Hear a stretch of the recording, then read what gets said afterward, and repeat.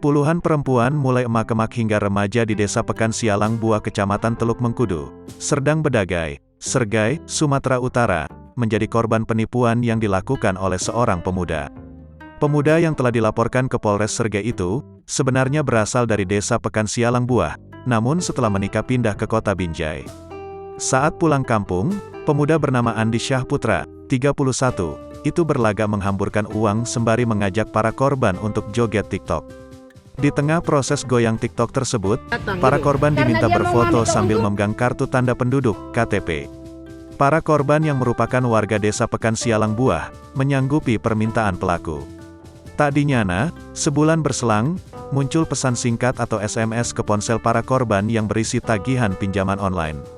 Puluhan emak-emak dan remaja perempuan itu panik karena merasa tak pernah melakukan transaksi pinjaman online. Akibat kejadian ini, sebanyak 46 orang yang menjadi korban. Para korban semuanya merupakan warga desa Pekan Sialang Buah.